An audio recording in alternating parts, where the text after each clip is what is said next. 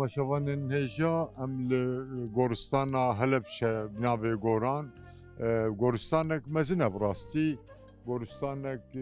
gelekî mezin e ya bajêr re hemû miriyê xwe tînin li vê de vedişêrin. Em hatin Helepçe me pirsa gora Şêx Osman kir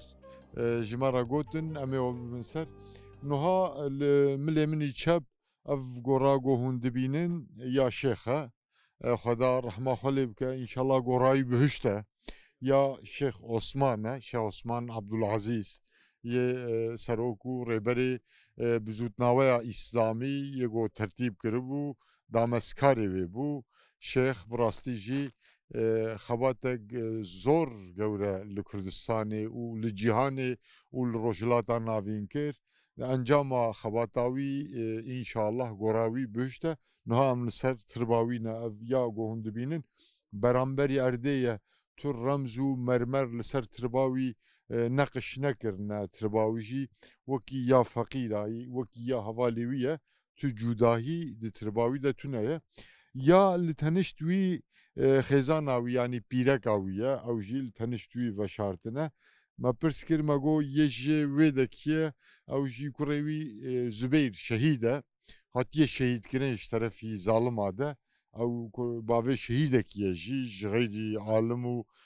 rêberê hereketa İslamî bavê şehîda ye jî ji malbata wî şehîd jî heye. Li vir jî birayê wî Şêh Elî heye. Şêh Elî jî alimekî bi rastî zor gewre bû alimekî girîng bû di Kurdistanê de piştî wefata Şêx Şêh Elî berdewam kir bi zûtnaweya İslamî serokatiya wî berdewam kir bi rastî birayê wî ye bi rastî jî gelekî wî jî wek Şêx Osman hereketa İslamî bi zûtnaweya İslamî bi pêş vebir bes emirê wî jî bi dawî bû ew jî li tenişt birayê xwe ye. Ji wê de jî dîsa di hereketa İslamî de bi zûtnaweya İslamî de mirovekî got bi rastî jî xebatî wî ye gelekî girîng çêbûne Seyda Mela Ehmed heye ew jî qey li ser wesiyeta wî anîne li tenişt şêx veşartine. Niha em li ser tirba wan in ew meşala got wan vêxist em şahidin çunkî lingekî me li Kurdistana Başûr e em şahidin meşala got wî li Kurdistana Başûr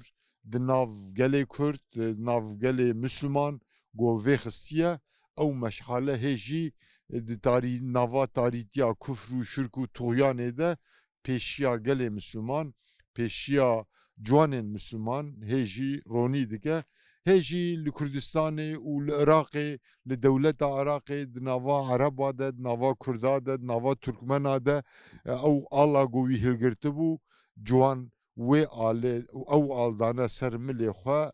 ew al neslan bi neslan nefşan bi nefşan teslîmê hev dikin. Şêx wesîfa xwe kir û ji vê dunyayê xatir xwe sûbar kir ala wî îro telebê wî rêhevalê wî berdewam dikin. Em li gorî agahiyê got yê pêra jiyana xwe buhartine yanî rêhevalê wî ne bi rastî jî şêx wesîfa pêxembera yî got dabû ser milê xwe bi heqî eda kir emanet eda kir li gorî xwe li gor îmkanê xwe bi taxût û zalim û koledarê herêmê re herbû cihad kir û wekî pêxembera wesîfa xwe bi ezzet bi ser bilindayî qedan em bawerin niha xweda jî wî xistiye bihişta xwe wî xistiye cenneta xwe. Bi rastî em hêvîdarin got kesayetê wek wî alim û abid û mücahid û muteqî û muxlis em ji rebê xwe hêvî dikin got nava hemû Mislimana de Kurd û Türk û Ereb û Faris û nava hemû Mislimanê cîhanê de kesayetê wek wî got xweda derxe bibin pêşîvan û rêberê xelkê Misliman.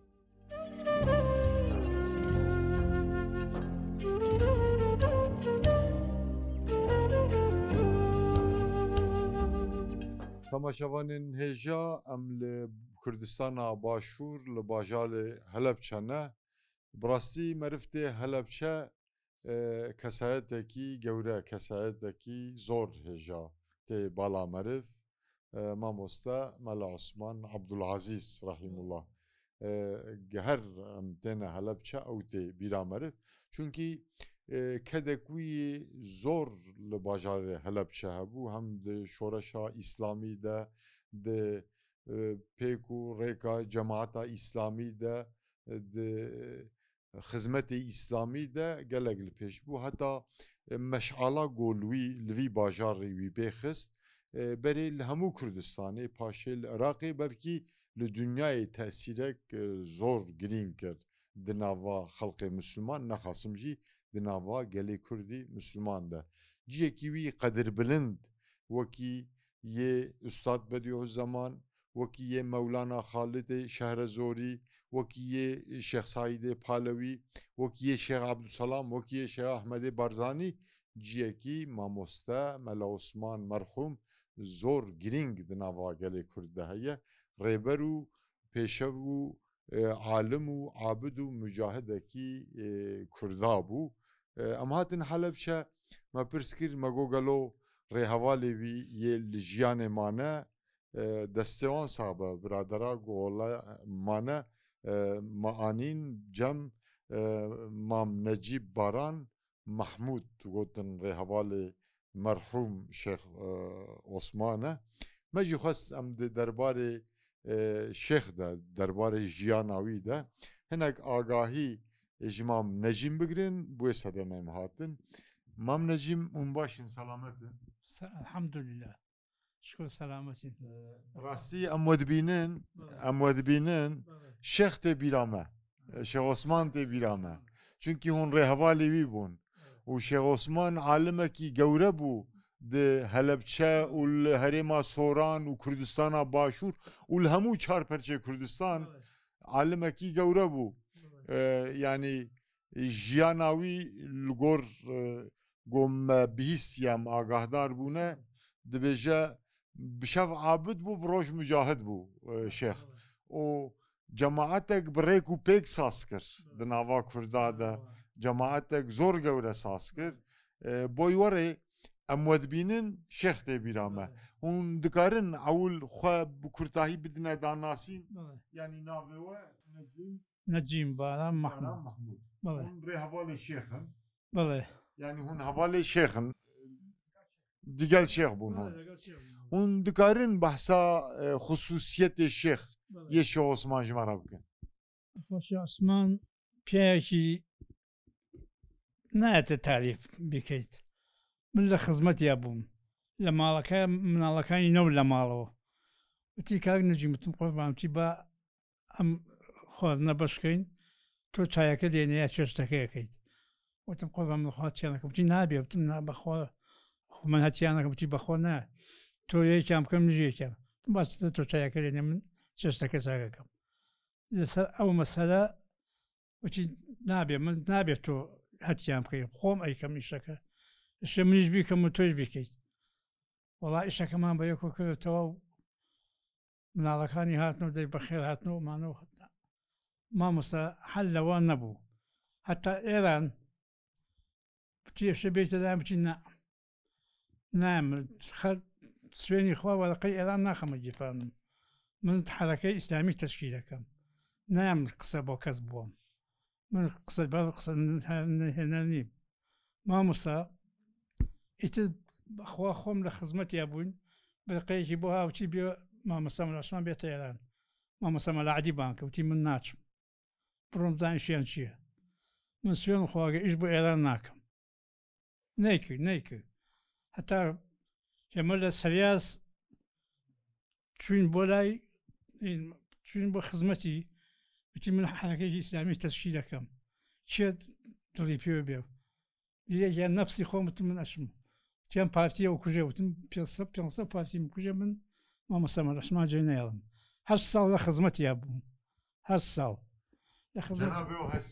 من لە خزمەتی مامۆستا مەلا عوسمان هەتا هابوو توی شێهات و بازی گوتی چوومە لای شێخ ڕەحمەتی لە هەتیان بێت ئەرە بەخواوتی چوومە لای بازی تاریفی کردوە لە حاسە ئەویش وتم قوربان بەخوا پیاوەتیەکە هەر نابێتەوە ئەمە بۆ سەربەرزێ بۆ حەرەکەی ئیسلامی وتی ڕۆڵە من چۆن واز دەوانە تێرم ئەوانە حەرەکەی ئیسلامین ئەوانە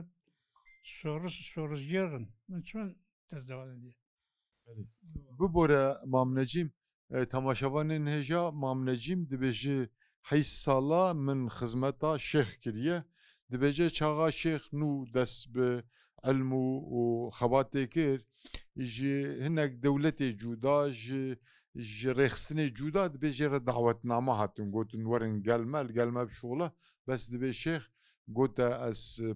pasaporta kesî naxim bêdîka xwe di nava xelqê xwe de ez ê cemaetekê damezrînim û ez ê ji xelqê xwe re bişolim wê münasebetê şêx di Kurdistana Başûr de hema ez dibêjim cemaeta yekem ya İslamî Şêx Osman Damezran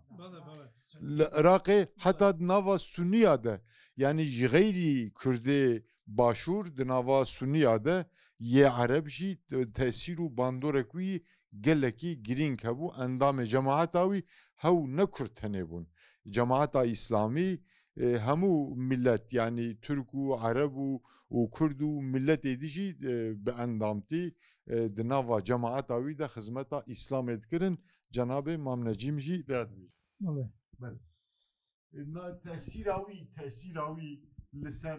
Helepçe li ser xelqê li ser herêmê çi bû hebû زۆر تەسی زۆر بوو لە خەڵک بەخۆ لەو بازار ڕۆی خەڵ شەرمی لێکرد خەڵ شەرمی لێکرد بۆ نوێش بۆ هەموو چێ نوێشکردنی بانیشگای دوو کەس ماگە بێ با نوێژەکانمان بکەین ئەی بڕۆبانیان کە ڕۆڵە بە نوێژەکان نەڕۆ بە نوێژەکەمان بکەین ئەچون بانگە کرد مامۆستا بانتانگە کاکە بێن نوێژەکە بکە ئادەی بەدا بۆچی تاخیرە بن نوێشتی نییە تاخی بیت ئەبێ هەموو سەرشۆڕی ئەم نوێژە بین ینی عالمێکی عالمێکی گەورە بوو یانی عابد بوو وەڵڵا ڕێهەواڵێوی مامۆ دبێژین شێخ دەبێ gelek عاشقê Resulullah sallallahu aleyhi ve sellem زۆر دەگەل ڕسوڵ یەک سەعادەی صلی الله عليه وسلم دەگەل باسی ڕسوڵایەکی تر ئەگریا حەد بە حەد باسی نوێژە کرد دەستێکە دەگریان ئەدا وەڵا ئەگریا تەماشاوان هێژا مامنەجیم شخوا di nava xelqê Helepçe de jî tê baskirin dibêje şêx gelek عاشقê Resulullah sallallahu aleyhi ve sellem bû dibêje çaxa navî wî bihata zikirkirin ya jî wî zikir bikira sallallahu aleyhi ve sellem qisa xwe dirêj dikir bes muheqqeq pê re digiriya yanî bêgirî ev selawat dubare nedikir belê mamoste li ser xelqê wego tesîrekî wî zor gewre hebû yanî hew li ser Helepçe bû ya li ser herêmê hemûyê هەمووی حرێم هەموو ser Iraqê لەسەر عێراق لەسەر سوریاوی من چووم بە تورکیا چوومە لای شێخ نەجمەدین ئەربەکان زۆر ڕێک و پێ گوتم ئەچۆتی پێشوازێکی زۆریان لێکردن ڕۆڵە زۆر پیاوانە بوو وتم خۆمان ئێمە سا پێمان خۆشە ئەو پێشوازی کردێ لە تۆ جەنابەت توی دوێ ئینی ئەو کردێت ئێمە زۆرمان پێخۆشە mamoste Mela Osman bû sebebê hişyariya gelekî însan jî ya hereketa İslamî بەڵێ وەڵا بۆ وەستەی زۆر کەس وەستە ئەرەوەڵا زۆر کەس دەرچینی مامۆستا مەلا عوسمان وازیان هێنا لە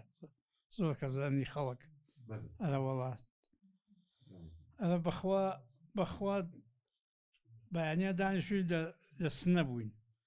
بەیانی پیان لە دەرگاکە چووم ئەنوارم مامۆستا سینیەکەی گەستکە و چاوی چی وتم قوربان چییە چایەکەتان ڕۆڵە بۆ خاتری خوا تۆ چای بێ ئێمە بیخۆین کچەی من بۆ تۆ تێریتی منەی خۆم بۆچی منێویم وڵاوی چێ شێم چایە بخۆن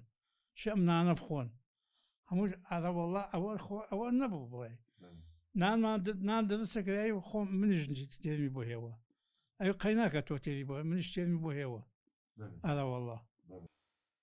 هەدا جۆرازی بە مامنەجیم ئەم سپاسیە خۆ پێشکەشوە دکن و ئەم دەبێژن خەدا ڕەحماخوا لە شێخ بکە گۆڕاوی بهشت بە ئەو تۆڤێوی چاندیە ئەلحەمدوڵا بەردەوامە ینی هشیاریە ئیسلامی حرەکەتا ئیسلامی ینی çandini wî tovê wî şîn bûn hişîn bûn inşallah. والله ان شاء الله تشويني او هما قصه سري الراس هما كوتين سري الراس من بارتي بوم وقتي خوي وازم لي انا على بارتي حاشي تم بخوا 1 مليون دينار بان انا وما بارتي من شو عثمان شو ديتهم شو بخوا حش صار خدمتي يا بوم حش صار Temaşevanê nêja mamnecîm ez binav nakim ji ber got di bername me de ne ahlaqê me ye em navê partiya binav bikin bes dibêje beriya ez şêx nas bikim di partiyek cuda de yek ne îslamî dibe ez endamê wê bûm nava rêxistina partiyeke dide bûm yek xeyrî îslamî dibe şêx dest avête min mij nav wê partiyê derxist anî bu hastayı bu yani dibe bu sebebi hidayet amcı. بخوا بو سببي اني من İnşallah Şeyh vasifa peygambera kiriye. Dedi peygamber aleyhissalatu vesselam dibe el ulema u veresetul enbiya. Alim varise peygamberane. Diciyekidi de dibeje alim emindarê peygamberane. Wî jî emanetê wan bi heqî li gor îmkanê xwe di nava xelkê xwe de bela kir bû serdemê hişyariya bi hezaran bi sed hezaran ciwan û genc û piyawe û afiret û mindal. هذا والله Mamnecîm em bi rastî kêfxweş bûn yanî bêhna şêx ji te tê elhamdülillah bêhna şêx ji te tê hilma şêx ji te tê me te ziyaret kir xweda rehma xwe şêx bike û li miriyê Müslümana hemûya bike û li şehîdê Helepçe bike em spasiyê xwe pêşkêşî cenabê we dikin xweda ji we razî be mala we ava be.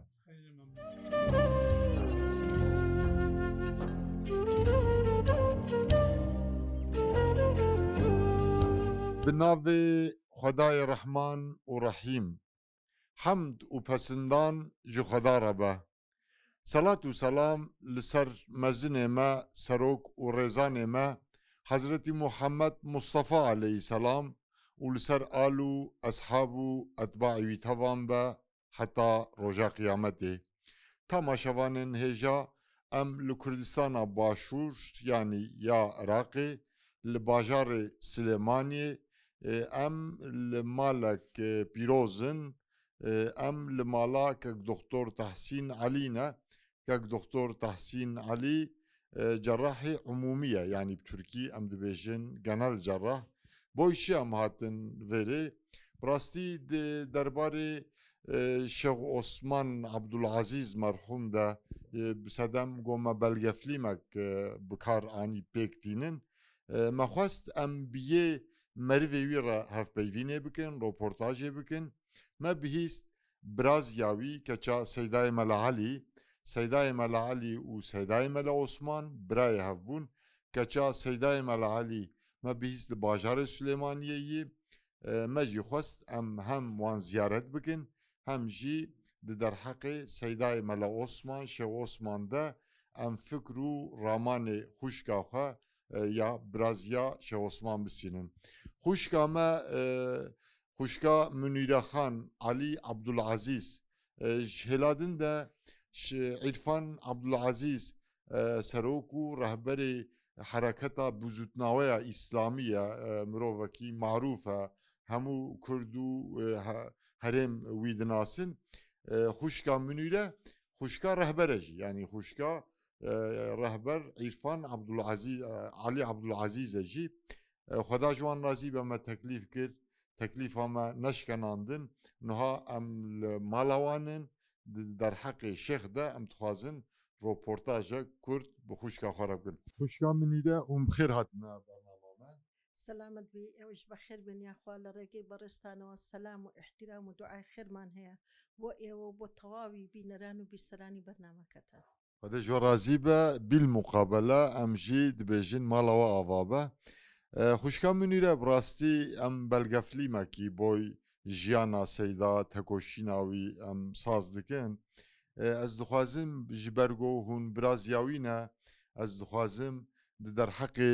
şêx de merhûm Şeyh Osman de hinek pirs ji we bikim. Mecal hene? سلامت بی فرمو سرچاوی ده همه دستان خوش بی Xwedê ji we razî be. Xwişka Münîre pirsa min ê yekem ئەم دزانن مامۆستە زانایەکی مەزم بوو تەسیراوی هەم لەسەر عولەما هەبوو لەسەر خەڵقێ هەبوو لەسەر هەرێمێ هەبوو حتا لەسەر منتیقا سۆران گەلک بوو تەسیراوی دەولێوی چ بوو شێخ دستان خوش بيا أخوة. بسم الله الرحمن الرحيم. الحمد لله والصلاة والسلام على سيدنا محمد وعلى آله وصحبه وسلم. يا جنابي ما مساملا عثمان رحمتي خوالي بيت جيقلوي كزانايكي زور قورة هبولا روي شرعية وخاوني مدرسة وحجرة وفقه وبيجيكي تايبتي آيني خويبو لروي سياسي شوا دوريكي زور كارامو قوري هبوا يك بولا دامزرين نراني كاري إسلامي لهمو عراق ولا ناو همو خلقي السنة وكسايتيكي جيهاني زور قورة هبوا جيقا لوش بجدار بوا لشور شكاني قالي كرد كبو برقري كردن لقالي كرد تيكوشا وخباتي كردو زۆر سپاس خوشکا منیرە خوشکا منیرە پرسا منی دوویان مامۆستا شێخ عوسمان ئەمزانن عالمەکی گەورە بوو عالمەکی مەزم بوو مەجای سیاسی دەژی ڕەهبەرێک بوو شوە مەجای سیاسی دەژی بڕاستی جەماعەتێک دامەزران دەولێوی چ بوو دخەباتێ سیاسی دە خەباتێ مەجای کوردی دە دەولێوی هەو لەسەر کوردستانê بتەنێ بوو یا لەسەر عێراقê بوو یا jî لەسەر ev rojhilata navdîn ya jî لەسەر عەلەما ئیسلامê bû yanî şêx Osman hew rêberekî Kurda tenê bû ya yê Iraqê bû بله جنابي ما مستعمل عثمان برحمة بيا أخوة خوي لعائليكي ديني بو أم عائلة بخباتو بعائليكي شرعي بناوبانن كوري شيخ عبد العزيز ولا مدرسة لا بريس كأم باوكيان خاوني مدرسيكي قورب ولا بريس كأو مدرسة بناوبانو شنها شاعري قوري كوري وكو قانع ومحوي الشعر يعني توبو مدرسة شنها كسي قوري نكال كردستاني خمان لبشكاني تري كردستاني شبيق دوبو درس خندر رويان كردوتا أو مدرسة لدواء أو جنابي ما مستعمل عثمان كمدرسة كي باوكي لبريس فراوان تركا لهالبجيش چندين مدرسة رسمي قوري إسلامية كانوا قوتابخانەی ئیسلامی لە هەڵەبجە دواتر پەیمانگای ئیسلامی لە هەڵەبجە لەم مەدرسانە کەسانێکیان پێکێنا بوو کە حەرەکی بن ئیسلامیکە حەرەکی بن پێ بکۆشن لە پێناوی ئاینەکەیان لە پێناوی گەلەکەیان لە پێناوی نیشتیمانەکەیان ئەمە وای کرد کە جەنابی مامۆستا عوسمان ناوبانگێکی گەورە بەپیا بکات و جگە لەوەی کە توانی لە منتیقەی هەڵەبجە هەم خاوەنی مزگەوت و فەقێ و مەدرسە و مەعهەد بوون لە عێراقیشا لەگەڵ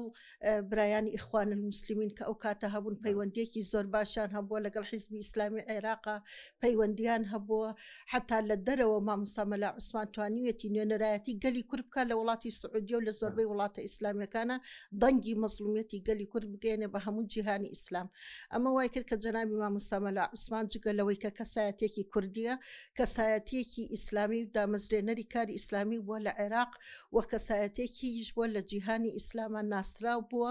بەوەی کە پیاوێک بووە کە دنیا نەویست بووە بۆ دنیا هەوڵی نەداوە تەنها لە خەمی ئەوە بووە کە ئەم دینە بگەێنێ بە هەموو کەسێک و لە خەمی ئەوە بووە کە خەڵکەکەی خۆی ڕزگار بکات لەو ستەم و چۆسانەوەی کە بەرامبەر بە میلەتی کورد دەست خۆش خوشکە قەڵەمێکی باشی هەبووە نووسەر بووە سەرباری ئەو هەموو مەشغەڵەتی کە هەی بووە لە دوای نوێژی بەیانی یعنی ئەو چەنەها تاعەتی هەبووە شەوان نەخەوتوە شەو نوێژی بووە ئیتر وەرع و تاعەت و عیبادەتی مامۆستا عوسمان هەموو کەس شایەتی بووەدا لە نوێژەکانیا ئەگریە یعنی عیبادەتی مامۆستا عوسمان بەدەم ناوترێ کە چەند لە خواترز بووە سەرباری ئەو مەشغوڵەتەی کە فەقەی بووە مەدرسەی بووە بەڵام دەستیشی لە نووسین هەڵ نەگرتووە قەڵەمێکی بەهێزی هەبوو توانیوەتی لەو سەردەما تەفسیری قورئانی پیرۆز بە نیەتێکی پاک بنووسێتەوە ئەوەش تەفسیرەکەیە بەڵێ ئەو تەفسیرە لە دە جڵدا تەفسیری قورئانی پیرۆزی کردووە بەڵێ بە زمانی شیرینی کوردی کە لەو زەمانە زۆر کەم بووە دواتری شەرحی سەحیحی فەرمودەکانی بوخاری کە ئەم دوانەی زۆر بە گرنگەزانی کە هەموو کەس دەست بکرێ بە قورئان و سنت و دوای ئەوەش چەنەها ڕیسالەی ئەکادیمی ماجستێر و دکتۆرا لەسەر ژیانی مامۆستا مەلا عوسمان نووسراوەتەوە کە ئەمە یەکێکە لەو کتێبان و چەندین بەرهەمی تریشی لەسەر نووسراوە هەروەها ئەسئیلە و ئەجویبەی شەرعی هەیە شوبهات حول الئیسلام ئەوانی هەمووی کردو بە کوردی مامۆستا قەڵەمێکی بەهێزیشی هەبوو نووسەرێکیش بووە کە ئەلحەمدولیلا خەڵکێکی زۆر ئیسیفادەیان کردووە لە جەنابی مامۆستا مەلا عوسمان و بەهۆی ئەویشەوە چەنەها بانخواز و مەلای بوێر لە کوردستانە پێگەیون کە ئەمڕۆ ئەیان بینین کە چۆن بوونەتە قەلغانێک بۆ پاراستنی ئاینی پیرۆزی ئیسلام لە کوردستان. خوشکا منیرە نەڕینا مامۆستە یاوی بەرامبەری ئافرەت و کارێ ئیسلامی چاوە مامۆستا مەلا عوسمان بە ڕەحمەت بێ یاخوا ئەو کاتانەی کە ئیمامی مزگەوتی شافعی بوو لە ساڵی هەشتاکانە دەرسی ئەوتەوە حەڵقەی دەرسی هەبوو بۆ ئەهلی مزگەوت بۆ مەلاکان بۆ فەقیەکان بیری لەوەش کردەوە کە هەر لەو مزگەوتا دەرسێکیش تایبەت بۆ ئافرەتاندا بنێ یەکەمین مزگەوت بووە و یەکەمین کەس بووە کە لە ناو مزگەوتەکەی خۆیان دەرسێکی تایبەتی بۆ خوشکاندا ناوە کە ئەوەش گرنگی تێڕوانینی مامۆستا مەلا عوسمان پیشانەدا بەرامبەر بە توێژی ئافرەتان کە توێژێکی فەرامۆشکراو بوون دوایەوەش لە ناو بزوتنەوەی ئیسلامی کاتێکە لەسەر ئەو بودجەی کە بزوتنەوەی ئیسلامی هەیبوو تەشکیلاتی حیزب کرا لەو تەشکیلاتی کە کرابوو لە ناو بودجێ حیزبەدا هیچ بودجەیەک هیچ پارەیەک تایبەت بۆ کاری خوشکاندا نەنرابوو مامۆستا مەلا عوسمان لەو پارەی کە دانرابوو بۆ مەکتەبی خۆی بەخشی بە خوشکان وتی من نامەوێت بۆ مەکتەبەکەی من ئەوە بدەن بە خوشکان و لەو کاتەوە هەتا جەنابی مامۆستا مەلا عوسمان بە ڕەحمەت بێ زینوو بوو لەو بودجەی مامۆستا مەلا عوسمان بوو ڕێکخراوەکانی خوشکان بەڕێوە ئەچوون و بەردەوام گرنگی بە خوشکان داوە پێی وابووە کە ئەم دینە ئەمرکردن بە معروف و نەهیکردن لە منکەر واجبی هەموو ئیماندارێکە بە ژن و بە پیاو پێی وابووە کە پێویستە ژن ڕۆڵی کاریگەری خۆی ببینێ لە بواری دەعوە و پەروەردە. خوشکا منیرە پرسا منی داوی هون کەچا مامۆستا مەلا عەلی بوون سەیدا مەلا عەلی و سەیدا مەلا عوسمان برای هەف بوون هون یەک عایلە بوون تەعاملێ دیگە لە عایلەوە شاوە بوو بەڵێ جەنابی مامۆستا مەلا عوسمان بە ڕەحمەت بێ یاخوا لەگەڵ باوکم مامۆستا مەلا عەلی عەبدولعەزیز ئەوە نە بەینیان خۆش بوو وەکو برایەکی دوانە وابوون هەر لەبەرەوەش کە عائیلەی ئێمە و عائیلی مامۆستا مەلا عوسمان ئاوا تێکەڵین وەکو یەک عائیلەوەین لەبەرەوەی کە باوکمان ئەوە نە بەینی خۆش بووە یعنی من بە چاوی خۆم بەعزێ شتمە بینی لە ئەوان بڕوان ناکەم برا هەبێت لەسەر ئەرزابەقەی ئەوان بینی خۆش بوو بێ من جارێکیان تازە هاتە بوومەوە لە ئێران ئەو کاتە هەردووکیان مامۆستا مەلا عوسمان بە ڕەحمەت بێ باوکم لە مەقەڕا بوون مەقەڕەکانی بزوتنەوەی ئیسلامیش ئیتر بە زۆری هەر نان و ئاوێ نان و دوایە خورمایە چایە شتێکی ئاوە سادەیان نەخوارد هەفتەی جارە خواردنی خۆشیان بوو ڕۆژێکیان ئێوارێکیان کە خواردنەکە خۆش بوو باوکم بە ڕەحمەت بێ خەسەری سینیەکەی لایە خواردنەکەی بەدڵ بوو تامی نەکرد سینەکەی داپۆشی تی بە پیاوەکان ئەو سینە بەرن بۆ کاکە عوسمانم ئەو حەزی لەم خواردنەی ئەزان مامە عوسمانیش بە ڕەحمەت بێ یاخوا عینن خۆی سینیەکەی خۆی نردبوو بۆ باوکم دوبووی ئەم سینیە خواردنە عەلی برام حەزی لێ بیبن بۆ ئەو یعنی هیچ کاتێک هیچ شتێکی خۆشیان بەبێ یەک نە ئەخوارد زۆر بینیان خۆش بوو پەیوەندیان زۆر پتە بوو هەر کارێکەکەم مامە عوسمانێک کرد باوکم تەواوکەری بوو بەردەوام لە پشتی بوو هەردووکیان تەواوکەری یەک بوون مامۆستا مەلا عوسمان بە ڕەحمەت بێ پیاوێکی نەرمونیان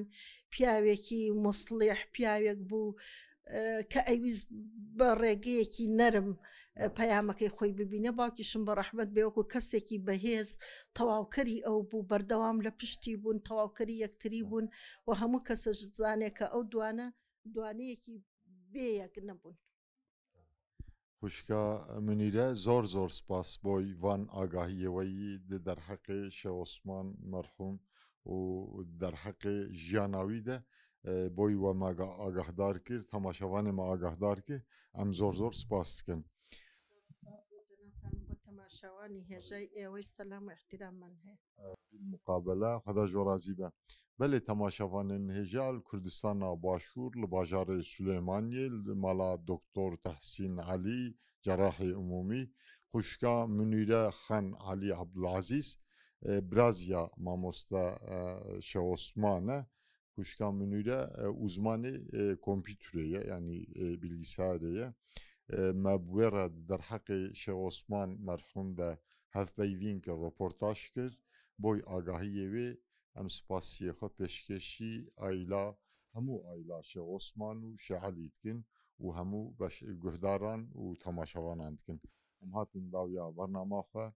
حتا هەڤگیشتنا بەرناماکی دی تەنگی و تالیە نەبینن هەر شاد و بەختەوار بن. السلام عليكم ورحمة الله وبركاته.